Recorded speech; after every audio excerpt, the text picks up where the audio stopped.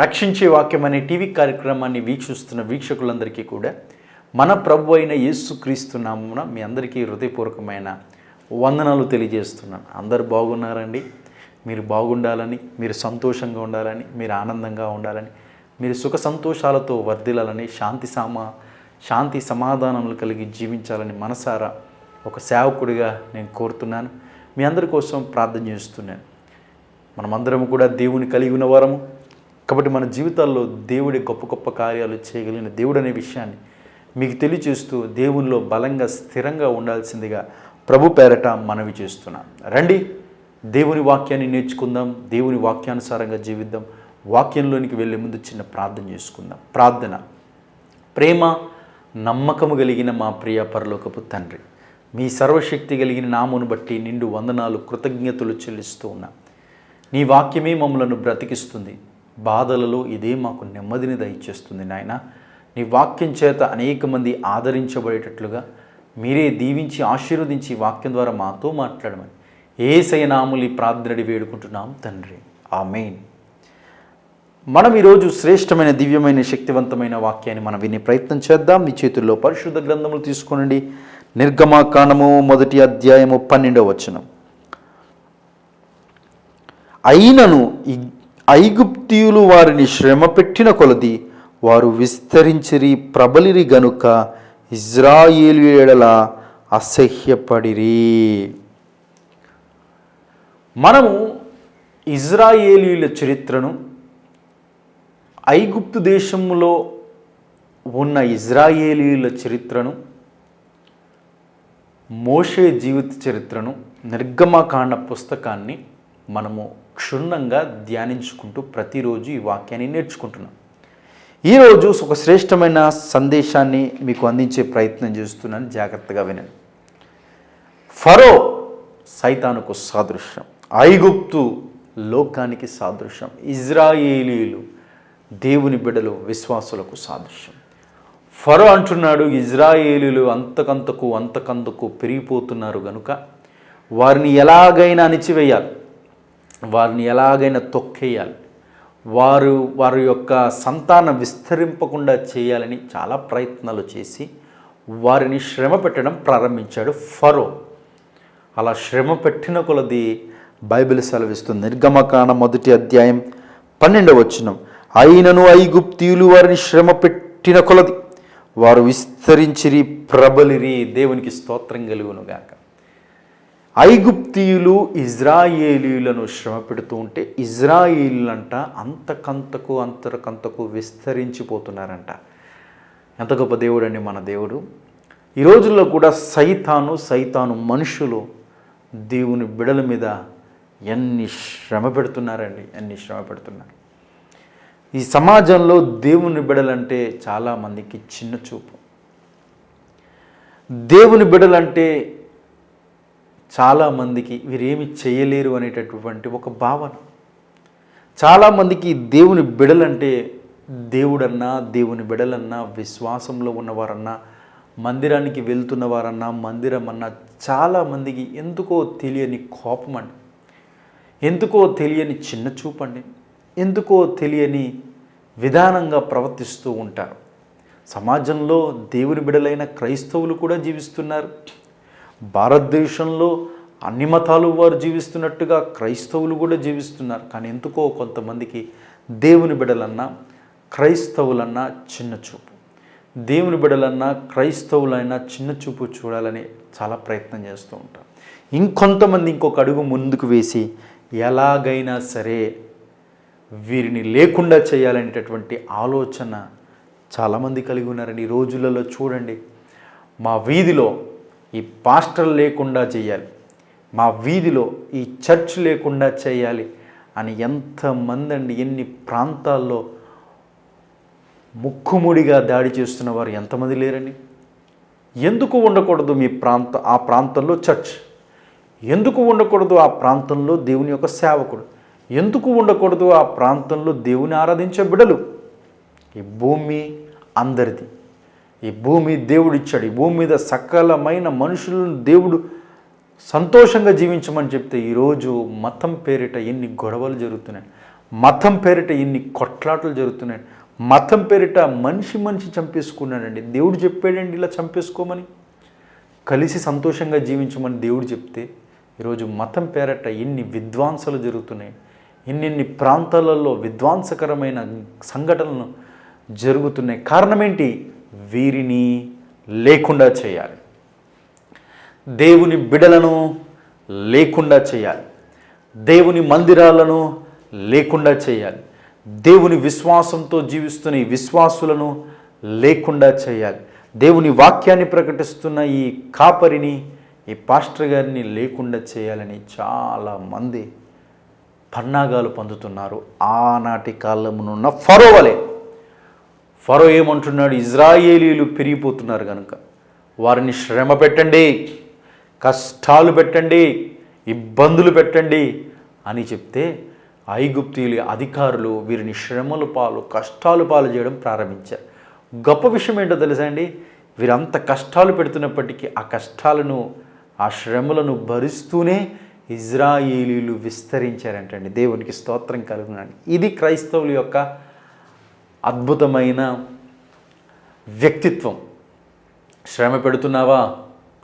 అయితే తిరిగి నేను శ్రమ పెట్టరు, తిరిగి దేవుని ప్రేమను చూపిస్తారు. ఉదాహరణకి మీరు ఒక రోజ్ ఫ్లవర్ తీసుకోండి, రోజ్ ఫ్లవర్ తీసుకొని నలిపే ప్రయత్నం చేయండి. అప్పుడు రోజ్ ఫ్లవర్ ఏమంటావు తెలుసా? నువ్వు నన్ను నలిపే ప్రయత్నం చేస్తున్నావు, కానీ నా సువాసనను నీకు అందిస్తున్నాను అని చెప్తుందండి రోజ్ ఫ్లవర్. అలాగే క్రైస్తవులు కూడా అణిచివేసే ప్రయత్నం చేస్తే వారు ఏమనరు, కేవలం వారు దేవుడికి మాత్రమే ప్రార్థన చేస్తారు. క్రైస్తవులను తొక్కేసే ప్రయత్నం చేస్తే వారేమనరు, వారి పక్షంలో దేవుడు ఉన్నాడు, ఆ దేవుడే కలుగు చేసుకుంటాడు. ఈ రోజుల్లో చాలా చోట్ల ఆఫీసులలో ఉద్యోగం చేస్తున్న వారి చోట్ల కూడా ఇతడు క్రైస్తవుడు అని ప్రమోషన్ ఇవ్వడం మానేస్తున్నారు. ఈమె క్రైస్తవురాలు అని అభివృద్ధిలోనికి తీసుకురాకుండా అణిచివేసేటటువంటి వారు ఈ రోజులలో చాలామంది ఉన్నారు. ఆ రోజుల్లో ఫరో లాంటి వారు ఈ రోజుల్లో కూడా ఉన్నారు. కానీ దేవుని బిడల గొప్ప విషయం ఏంటో తెలుసా? నానాడు ఇజ్రాయేలును కష్టపెట్టే కొలది, శ్రమ పెట్టే కొలది వారు విస్తరించడం ప్రారంభించారు. ఈనాడు కూడా దేవుని బిడ్డను కానీ, దేవుని బిడలు కానీ, దేవుని యొక్క మందిరాలను కానీ, దేవుని సేవా విధానాన్ని కానీ అణిచివేసే ప్రయత్నం చేస్తే, అణిచివేస్తున్నప్పటికీ ఇంకా ఈ సేవ, ఇంకా ఈ క్రైస్తవ సమాజం, ఇంకా ఈ దేవుని బిడలు విస్తరిస్తూనే ఉంటారు. ఇది దేవుని బిడలను నడిచేటటువంటి మార్గం.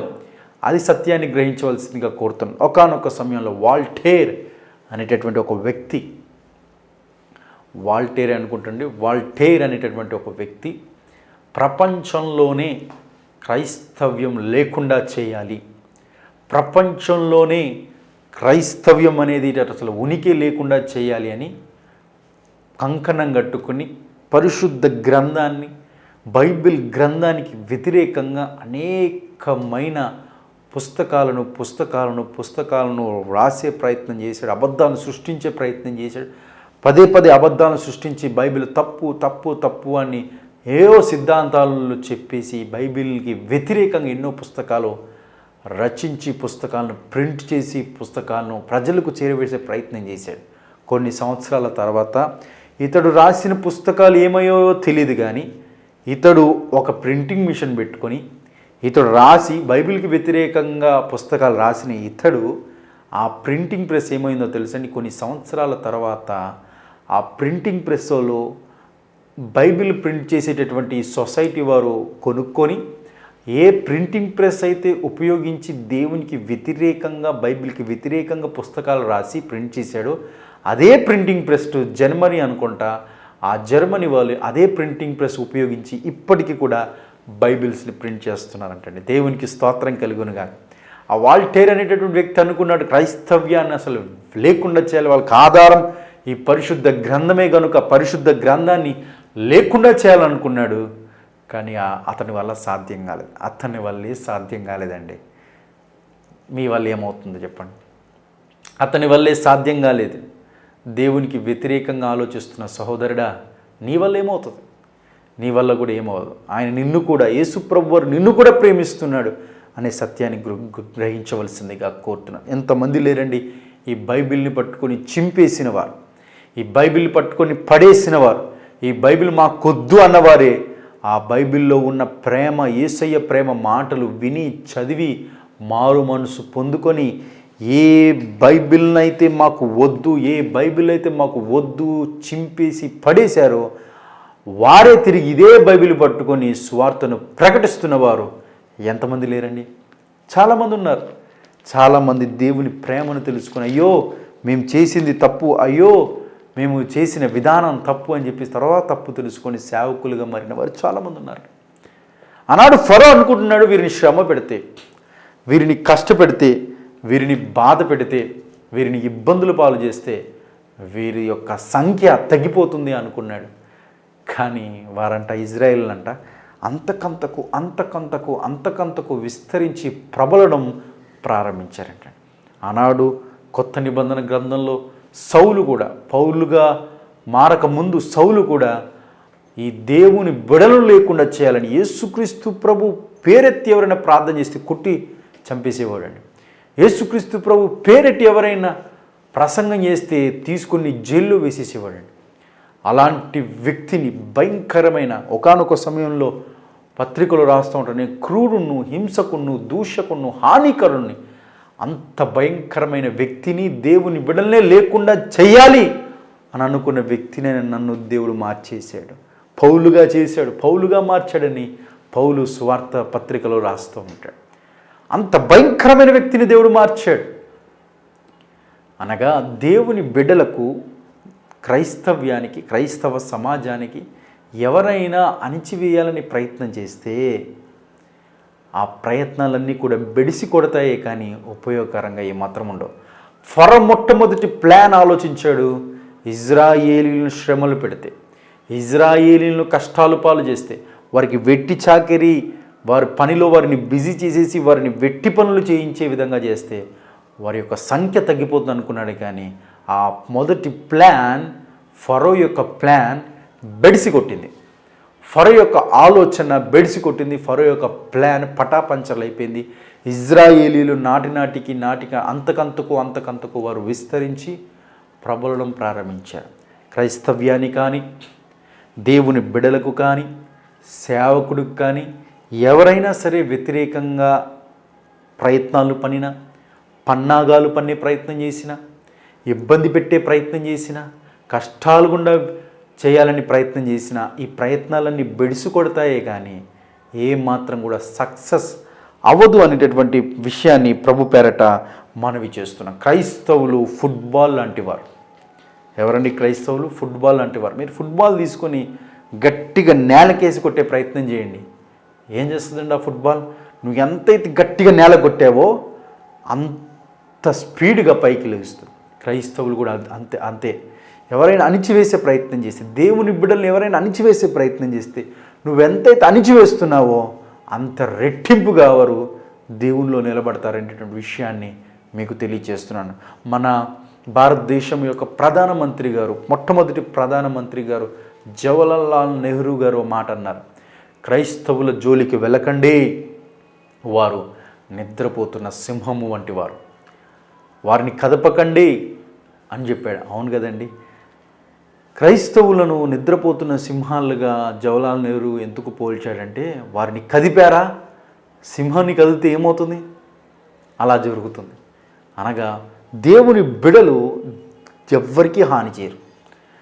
దేవుని బిడలు, దేవుని చిత్తానుసారంగా జీవిస్తున్న బిడలు ఎవరికి హాని తలపెట్టాలని ఆలోచించరు.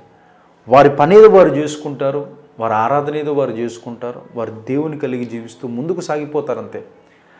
అలా దేవునిలో ఉన్న బిడలను ఏదో ఒక విధంగా శ్రమ పెట్టాలని, దేవునిలో ఉన్న బిడలను ఏదో విధంగా కష్టాలు పాలు చేయాలని, దేవునిలో ఉన్న బిడలను ఏదో ఒక విధంగా చిత్రహింస చేయాలని సేవకుని కానీ, మందిరానికి కానీ, సేవను కానీ అణిచివేసే ప్రయత్నం చేస్తే అది అణిచివేయబడదు, ఇంకా విస్తరిస్తుందనే విషయాన్ని మీకు తెలియజేస్తుంది.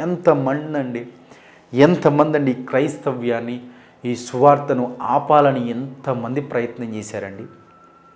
పూర్వపు దినాల్లో ఎంతోమంది ఈ సువార్తను ఆపాలని ఎంతో ప్రయత్నం చేసినా మన పితరులైన మిషనరీలు ప్రయాసపడ్డారండి, కష్టపడ్డారండి, శ్రమ పెట్టిన కొలది సువార్తను ప్రకటించడం మానట్లేదండి. ఈరోజు ఈ మాటలు వింటున్న ప్రియ సహోదరులు, సహోదరులు, మన పితరులు మిషనరీలు ఎంతో గొప్ప సేవ చేశారు కాబట్టి ఈరోజు మనం సుఖవంతంగా సౌఖ్యవంతముగా అన్ని ఫెసిలిటీస్ కలిగి ఉండి దేవుని ఆరాధించగలుగుతున్నాం. ఈరోజు చిన్న కష్టం వచ్చిందని దేవుని యొక్క పనిని, దేవుని యొక్క సేవను, దేవుని యొక్క మందిరాన్ని, ఆత్మీయతను విడిచిపెట్టేస్తున్నావా? దేవుడు నీతోనే మాట్లాడుతున్నాడు. ఆనాడు మిషనరీలు వారు సువార్తను ప్రపంచ వ్యాప్తికి ఇది అందించాలని ఎంతోమంది ప్రపంచ నలుమూలలో వెళ్ళి సువార్తను ప్రకటించారు. అలా సువార్త ప్రకటించిన వారిలో మన భారతదేశానికి విలియం కేరీ గారు వచ్చారు.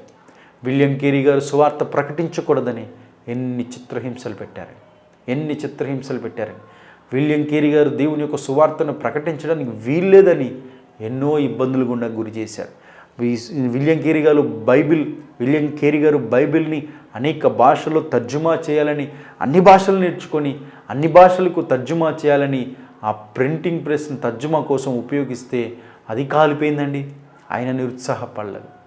ఎన్నో ఇబ్బందులు పెట్టారు, ఆయన నిరుత్సాహపడలేదు. తన కొడుకు చనిపోతే ఈ తెల్లవాడి యొక్క శరీరం మా భూమి మీద పాతి పెట్టడానికి వీల్లేదు, అలా పాతి పెడితే మేము తీసేస్తామని బెదిరించినప్పటికీ తన కుమారుడి యొక్క మృతదేహాన్ని పాతిపెట్టి అక్కడే కాపలా కాసాడండి విలియం కేరీ. అన్ని కష్టాలు.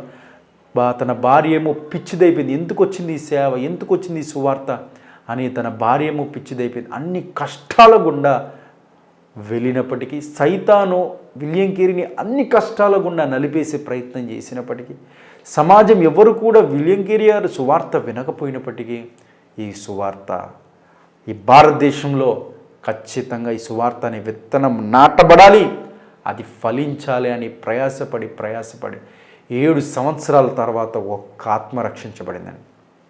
ఈ రోజుల్లో ఎవరైనా ఉంటారా? 7 సంవత్సరాల తర్వాత ఒక్క ఆత్మ రక్షించబడితే ఆ సేవ ఈ రోజులలో చేయడానికి ఎవరైనా సిద్ధంగా ఉంటారా? కానీ ఆనాడు విలియం కేరీ గారు అలా కష్టపడ్డాడండి, అలా ప్రయాసపడ్డాడండి. ఒక్క ఆత్మ చాలు, ఆ ఒక్క ఆత్మ ద్వారానే దేవుడు సువార్త జ్వాలను రగిలిస్తాడని నమ్మకం కలిగి సమాజం, తన కుటుంబం ఈ సేవను సువార్తను ఆపేసే ప్రయత్నం సకల విధాల ప్రయత్నాలు చేసినప్పటికీ విలియం కేరీ గారు అంతకంతకు సువార్తను ఎన్ని విధాలుగా వ్యాప్తి చేయాలో అన్ని విధాలుగా విలియం కేరీ గారు సువార్తను వ్యాప్తి చేయడానికి చాలా ప్రయాసపడ్డారు. అలాగే అనేక మంది గొప్ప మిషనరీలు సువార్తను వ్యాప్తి చేయడానికి ఎన్నో కష్టాలు గుండా వెళ్ళారు, ఎన్నో నష్టాలు గుండా వెళ్ళారు. జాన్ హస్ అనేటటువంటి ఒక అద్భుతమైన మిషనరీ గారు, అద్భుతమైన దైవజనుడు, ఆయన ఇంగ్లీష్లో ఈ యొక్క బైబిల్ని ట్రాన్స్లేట్ చేసి నేను కాల్ చేస్తాం అని చెప్పారు. నేను నిలువునా కట్టి కాల్ చేస్తాం అని చెప్పారు.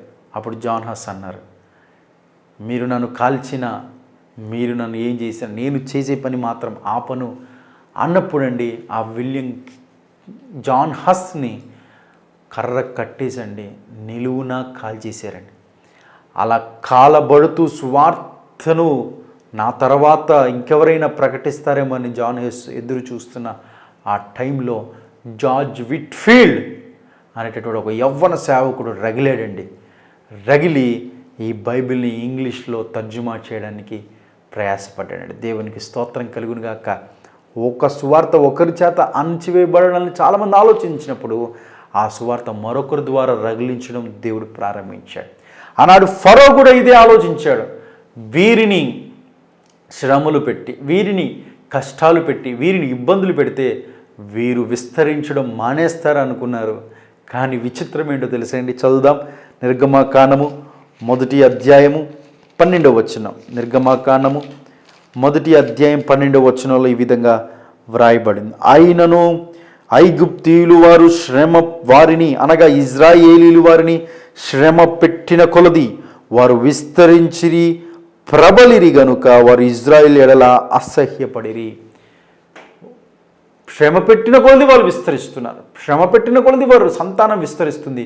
అది చూసి ఐగుప్తీయులు ఫరో ఏం పడ్డారంటండి? అసహ్యపడ్డారంటండి. బైబిల్ సెలవిస్తుంది, నిర్గమకాండం 1వ అధ్యాయం 12వ వచనము, వారు ఇజ్రాయేలీయుల ఎడల అసహ్యపడిరి. ఏంటి మనం ఇంత చేసినా వీరు విస్తరిస్తున్నారు, ఇంత కష్టపెట్టినా, ఇంత శ్రమలు పెట్టినా వారు విస్తరిస్తున్నారని వారిని బట్టి అసహ్యపడ్డారంట. అంటే వారే ఐగుప్తీయులే తలదించుకునే విధంగా నా దేవుడు ఇజ్రాయేలు ప్రజల్ని దీవించాడు. దేవునికి స్తోత్రం కలుగును గాక. ఇజ్రాయేలీలు దేవుని వైపుకు తిరగకపోయినప్పటికీ దేవుని ప్రేమ ఎప్పుడు కూడా ఇజ్రాయేలుల పక్షమునే ఉండేదంటాడు. దేవునికి స్తోత్రం కలుగును గాక. ఈ మాటలు వింటున్న ప్రియ సహోదరుడా సహోదరి, నువ్వు దేవుని తెలుసుకోకపోయినప్పటికీ, దేవుడు అంటే ఏంటో నీకు తెలియకపోయినప్పటికీ, ఈ యేసుప్రభు అనేటటువంటి దేవుడు నీకు పడనప్పటికీ, నీకు ఇష్టం లేకపోయినప్పటికీ, నా ప్రభు అయిన యేసుక్రీస్తు ఆయన నిన్నే ప్రేమిస్తున్నాడు. నువ్వు ఆయన ప్రేమను తెలుసుకుంటావని, ఆయన నిజమైన ప్రేమను తెలుసుకుంటావని, ఆయన నిజమైన ప్రేమను గుర్తిస్తావని, ఆయన నిజమైన ప్రేమ ఏంటో నువ్వు కనులారను చూస్తావని ఆయన ఇంకా ఎదురు చూస్తున్నాడు. ఇజ్రాయేల్ ప్రజలండి ఆనాడు దేవునికి ప్రార్థించడం కానీ, దేవుని యందు భయభక్తులు కలిగి ఉండడం కానీ చేయలేకపోయినప్పటికీ, దేవుని ప్రేమ మాత్రం ఇజ్రాయేలు పక్షమున ఉండి వారిని విస్తరించడానికి దేవుడు వారికి ప్రత్యేకమైన కృప చూపించాడనే విషయాన్ని మీకు తెలియజేస్తున్నాను. ఫరో, సైతానుకు సంబంధించిన ఫరో దేవుని బిడ్డలకు సంబంధించిన ఇజ్రాయేలు ప్రజలను అణిచివేయాలని ప్రయత్నం చేశాడు. అలా అణిచివేసే ప్రయత్నంలో విఫలమైపోయాడు. ఫరో యొక్క పన్నాగం బెడిసి కొట్టింది. ఫస్ట్ ప్లాన్ ఫరో యొక్క పన్నాగం బెడిసి కొట్టింది. ఇంకా ఫరో రెండవ పన్నాగం పన్నడానికి ఆలోచించాడు. రెండవ పన్నాగం ఎలాగ పన్నితే ఇజ్రాయేల్ ప్రజలు అంతకంతకు దిగజారిపోతారనేటువంటి ఆలోచనతో రెండో పన్నాగం పన్నాడు. ఆ రెండో పన్నాగం ఏంటో ఒక్కసారి మనం ఆలోచన చేద్దాం. నిర్గమకాండం 1వ అధ్యాయం 15వ వచనం. మరియు ఐగుప్తు రాజు షిఫ్రా పూయా అను హెబ్రీయులు మంత్రసానులతో మాట్లాడి, మీరు హెబ్రీ స్త్రీలకు మంత్రసాని పని చేయుచుచు వారిని కాన్పు పీటల మీద చూచినప్పుడు మగవాడైన నెల వాని చంపుడి, ఆడుదైన నెల దాని బ్రతకనీయుడని వారితో చెప్పెను. దేవునికి స్తోత్రం కలుగునుగాక. ఇప్పుడు ఫరో మొదటి ప్లాన్ ఏమో బెడిసి కొట్టిందండి. ఏ ప్లాను? ఇజ్రాయేలీయులను మీరు శ్రమ పెట్టండి. ఐగుప్తీయుల అధికారులారా వినండి, మీరు ఇజ్రాయేలీయులను శ్రమ పెట్టండి, కష్టపెట్టండి, వెట్టి చాకిరి చేయించండి. అలా కష్టపెడితే, శ్రమ పెడితే, వెట్టి చాకిరి చేస్తే వారి బ్రతుకులు విసిగి వేసారిపోయి వారి యొక్క సంతానం విస్తరించకుండా ఉంటుంది అని మొదటి ప్లాన్ పన్నితే, ఆ మొదటి ప్లాన్ కాస్త, మొదటి పన్నాగం కాస్త బెడిసి కొట్టింది. ఇజ్రాయేలీ ప్రజలు అంతకంతకు విస్తరించారు. ఇప్పుడు రెండో పన్నాగం పండుతున్నాడు, రెండో ప్లాన్ పండుతున్నాడు. ఏంటో తెలుసండి? మంత్రసానులు పిలిచాడు. మంత్రసానులారా, దయచేసి నా మాట జాగ్రత్తగా వినండి. ఇజ్రాయేలీలు కాన్పు పీటల మీద ఉన్నప్పుడు, అనగా ఎవరైతే డెలివరీ టైం వచ్చిందో, ఎవరైతే బిడ్డకు జన్మించేటటువంటి తల్లులు ఉన్నారో, అలాంటి సమయంలో మీరు వెళ్ళి ఏం చేయాలో తెలుసా? ఒకసారి చదువుదాం. మరియు ఐగుప్తు రాజు షిఫ్రా పూయా అను హెబ్రీయుల మంత్రసానులతో మాట్లాడి, మీరు హెబ్రీ స్త్రీలకు మంత్రసాని పని చేయుచు వారి కాన్పు పీటల్లో చూచినప్పుడు మగవాడైన ఎడలా వాని చంపేయండి, ఆడుదైన ఎడలా దాని బ్రతకనీయుడని వారితో చెప్పాను. రెండో పన్నాగం ఫరో పన్నుతున్నాడు. మంత్రసానులారా, మీరు నేను చెప్పే మాట జాగ్రత్తగా వినండి. ఇజ్రాయేలీలు తల్లులు, వారు బిడకు జన్మనిచ్చేటటువంటి తల్లులు ఉంటారు కదా, వారు జన్మనిచ్చేటటువంటి సమయంలో మీరు వెళ్ళి డెలివరీ చేయండి. ఒకవేళ మగ పిల్లాడైతే చంపేసేయండి, ఆడపిల్ల అయితే బ్రతకనియండి. మగ పిల్లోడైతే చంపేయండి. ఎందుకంటే సంతానాన్ని విస్తరింపజేయడానికి, అనగా సంతానం ఎక్కువగా విస్తరించడానికి మగబిడ్డలు, అనగా మగవారు ఎక్కువగా అవకాశం ఉంటుంది కనుక వారిని చంపేయండి అని అన్యము పుణ్యము ఎరుగేటటువంటి పసిపిల్లలను చంపేయడానికి ఫరో రెండో ప్లాన్ పన్నాడండి. రెండో ప్లాన్ పన్ని ఆ ప్లాన్కి ఆదేశాన్ని కూడా ఇచ్చేసాడండి. అలా ఆదేశాలు జారీ చేసినప్పుడు మంత్రసానులు వెళ్ళారండి. మంత్రసానులు వెళ్ళి ఏం చేశారో ఒక్కసారి మనం చూద్దాం. నిర్గమకాండం 1వ అధ్యాయం 16వ వచనం, 17వ వచనం. అయితే ఆ మంత్రసానులు దేవునికి భయపడి ఐగుప్తు రాజు తమకు ఆజ్ఞాపించినట్లు చేయక మగ పిల్లలను బ్రతుకనీయగా. ఐగుప్తు రాజైన ఫరో మంత్రసానులకు చెప్పిందేంటి, మంత్రసానులు చేసిందేంటి? ఐగుప్తు రాజైన ఫరో మంత్రసానులకు ఏం చెప్పాడంటే, ఇజ్రాయేలీలు ఎవరైనా డెలివరీ టైంలో మగబిడ్డకు జన్మనిస్తే ఆ మగబిడ్డను చంపేయండి, ఆడబిడ్డ పుడితే బతకనీయండి అని చెప్పాడు. మంత్రసానులు డెలివరీ చేస్తున్న టైంలోనంటండి, వారు మగపిల్లలు పుట్టినా ఆడపిల్లలు పుట్టినా మగపిల్లలు చూసిన ప్రతిసారి అంట మంత్రసానులు వారు దేవునికి భయపడ్డారంటండి. దేవునికి స్తోత్రం. ఒకసారి మరలా వచనం చూద్దాం, 17వ వచనం. అయితే ఆ మంత్రసానులు దేవునికి భయపడి ఐగుప్తు రాజు తమకు ఆజ్ఞాపించినట్లు చెయ్యక మగపిల్లలను బ్రతకనీయగా. ఆ మంత్రసానులు చేసిన అద్భుతమైన పని ఏంటో తెలుసా అండి? వారు దేవునికి భయపడ్డారండి. దేవునికి స్తోత్రం కలుగునుగాక. దేవునికి భయపడ్డారు కాబట్టి రాజుకు భయపడడం మానేశారు. లోకరాజైన ఈ ఫరోకి భయపడడం కంటే రాజు అయిన దేవుడికి భయపడడమే అది మిన్న. అనగా లోకరాజైన ఈయన చెప్పిన మాటకు భయపడడం కంటే రారాజైన దేవుడున్నాడు, మనం చేస్తున్నది తప్పు అని చూసేటటువంటి దేవుడున్నాడు, ఆ దేవుడి దగ్గర మనం భయభక్తులు కలిగి జీవించడం మిన్న అని ఆలోచించిన మంత్రసానులు దేవునికి భయపడి మగ పిల్లలను బ్రతకనిచ్చారండి. దేవునికి స్తోత్రం కలుగును గాక. ఎంత అద్భుతమైన గొప్ప దేవుడని నా దేవుడు. ఒకవేళ మంత్రసానులు ఐగుప్తు రాజు అయిన ఫరో చెప్పినట్టు చేస్తే మగపిల్లలు చనిపోయేవారండి. తర్వాత దేవుని యొక్క ప్రణాళిక నెరవేరబడకుండా ఉండేది. ఏ విధంగా మంత్రసానులు చేసిన పని ఏ విధంగా మగపిల్లలను బ్రతకనిచ్చారో, తద్వారా మనం నేర్చుకోవాల్సిన ఆత్మీయ పాఠాలు తర్వాత ఇంకేవి ఉన్నాయి, అవన్నీ కూడా వచ్చేవారు అనగా రేపటి దినాన్న మీకు ఈ వాక్యాన్ని చెప్పే ప్రయత్నం చేస్తున్నాను. ఎవరు కూడా మిస్ అవ్వకండి. అద్భుతమైన శ్రేష్టమైన ఇజ్రాయేలీయుల చరిత్ర, నిర్గమకాండ పుస్తకం, మోషే జనం యొక్క ప్రారంభం, ఇవంతా కూడా ధ్యానిస్తున్నాను. మీరు కూడా ప్రతిరోజు ఈ వాక్యాన్ని చూసే ప్రయత్నించండి. రేపటి ఎపిసోడ్, రేపటి దినాన్న మంత్రసానులు చేసిన పని, మగపిల్లలను బ్రతకలించేటటువంటి ఆ విధానం, అదంతా కూడా రేపు మనం క్షుణ్ణంగా ధ్యానిద్దాం. రేపటి కార్యక్రమం అందరూ కూడా కలుసుకుందాం, ప్రార్థన చేద్దాం. అందరూ కూడా కళ్ళు మూసుకోనండి. ప్రార్థన. ప్రేమ నమ్మకము కలిగిన మా ప్రియ పరలోకపు తండ్రి, మీ సర్వశక్తి కలిగిన నామమును బట్టి వందనాలు స్తోత్రాలు తెలియజేస్తున్నాం. నమ్మదగిన దేవా మీకు వందనాలు. ఆనాడు ఫరో రెండో ప్రయత్నం చేస్తున్నాడు నాయన, మగపిల్లలను చంపేయండి అని ప్రయత్నం చేసి పన్నాగం పన్ని ఆదేశాలు ఇచ్చాడు నాయన. మంత్రసానులనైనా ఫరోకి భయపడలేదు, కానీ కేవలం మీకు మాత్రమే భయపడ్డారు నాయన. అవును తండ్రి, ఈ లోకంలో ఉన్న అధికారులకు భయపడడం కంటే మీ యందు భయభక్తులు కలిగి జీవించడం అది ఎంతైనా శ్రేయస్కరము తండ్రి. ఇట్టి ఆత్మీయ పాఠాన్ని మీరు మాకు నేర్పించినందుకు వందనాలు నాయన. ఈ వాక్యం ప్రజల హృదయంలో నాటబడి ఫలించుటకు సహాయం చేయండి. ఈ టీవీ వీక్షిస్తున్న వారిలో ఎవరే కష్టాల్లో ఉన్నారు, ఎవరే బాధల్లో ఉన్నారు, ఎవరే సమస్యల్లో ఉన్నారు, ఎవరే అనారోగ్యంతో ఉన్నారు, వీరందరి కోసం ఒక దైవజనుడిగా నేను ప్రార్థిస్తున్నాను. ప్రతి ఒక్కరి సమస్యను తొలగించండి, ప్రతి ఒక్కరి కష్టాన్ని తొలగించండి, ప్రతి ఒక్క ఇబ్బందిని తొలగించండి, ప్రతి ఒక్క అనారోగ్యాన్ని ముట్టి స్వస్థపరచమని ప్రార్థన చేస్తున్నాను. అయినా ప్రభు, ఎవరైనా ఎలాంటి సమస్యలు గుండా వెళ్తే ఆ సమస్యలు తీర్చగలిగిన దేవుడు నువ్వు ఉన్నావనే ఒక గొప్ప సత్యాన్ని ప్రతి ఒక్కరు గ్రహించుటకు సహాయం చేయండి. ఈ వాక్యాలను దీవించండి. టీవీ కార్యక్రమాన్ని ఆశీర్వదించండి. ఈ టీవీ కార్యక్రమాన్ని ఇంకా అనేక మంది సహకారులు లేవనెత్తి ప్రతి ఒక్కరిని ప్రభు ఆశీర్వాదకరముగా దీవెనకరముగా చేయమని, మరల రేపటి యొక్క కార్యక్రమం అందరూ కూడా సిద్ధపరచుమని మీకే సమస్త మహిమ గడత ప్రభావం చెల్లిస్తూ యేసుక్రీస్తు నామముని ప్రార్థనని వేడుకుంటున్నాము తండ్రి. ఆమేన్.